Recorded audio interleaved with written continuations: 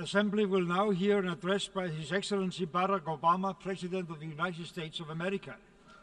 I request the protocol to escort His Excellency.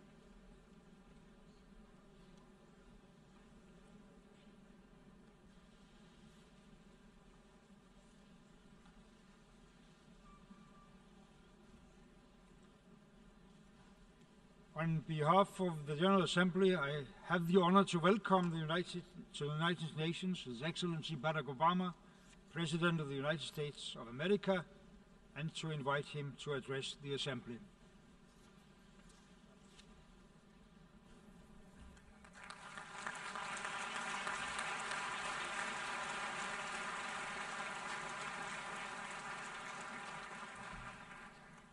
Mr. President, Mr. Secretary General, fellow delegates, ladies and gentlemen.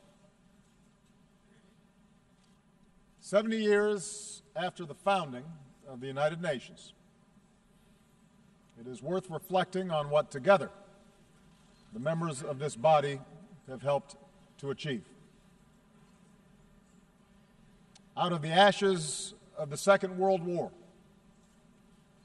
having witnessed the unthinkable power of the atomic age, the United States has worked with many nations in this assembly to prevent a third world war by forging alliances with old adversaries, by supporting the steady emergence of strong democracies accountable to their people instead of any foreign power,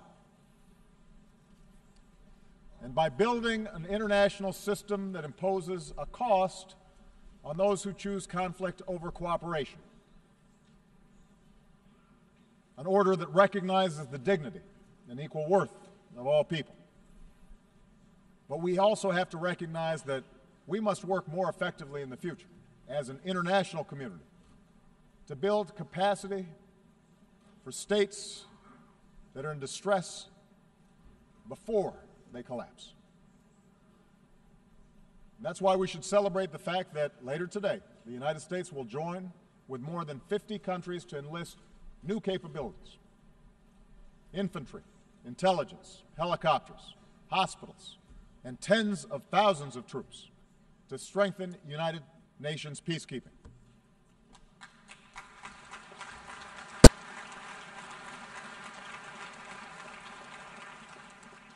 These new capabilities can prevent mass killing and ensure that peace agreements are more than words on paper.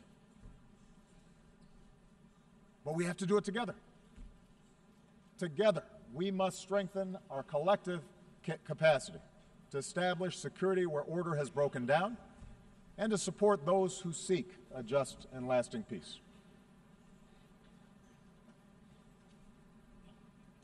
Nowhere is our commitment to international order more tested than in Syria.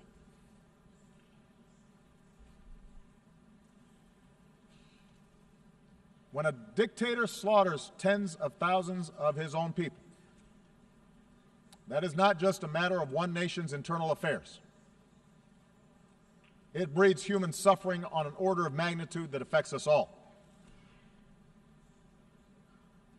Likewise, when a terrorist group beheads captives, slaughters the innocent, and enslaves women, it's not a single nation's national security problem. That is an assault on all our humanity.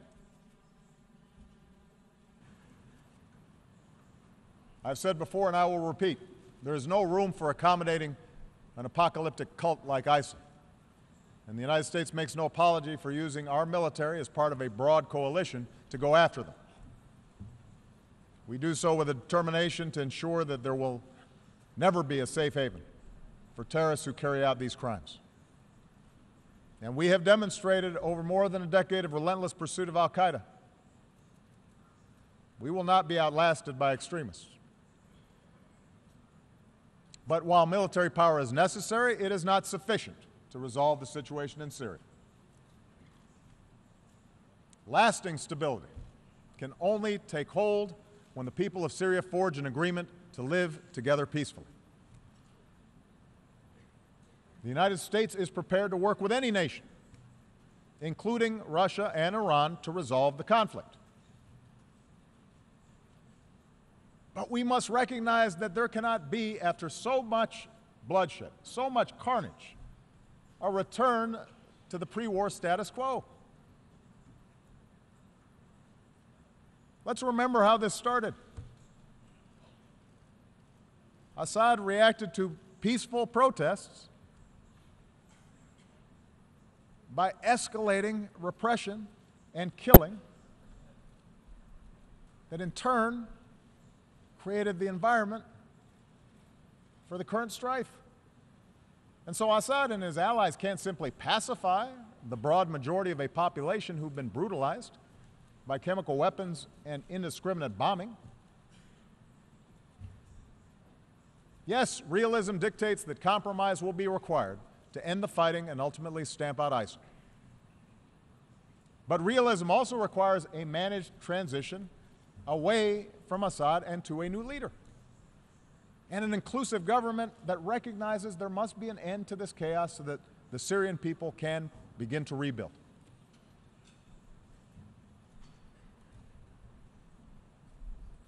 We know that ISIL, which emerged out of the chaos of Iraq and Syria, depends on perpetual war to survive. But we also know that they gain adherents because of a poisonous ideology. So part of our job together is to work to reject such extremism that infects too many of our young people. Part of that effort must be a continued rejection by Muslims of those who distort Islam to preach intolerance and promote violence. And it must also involve a rejection by non-Muslims of the ignorance that equates Islam with terror.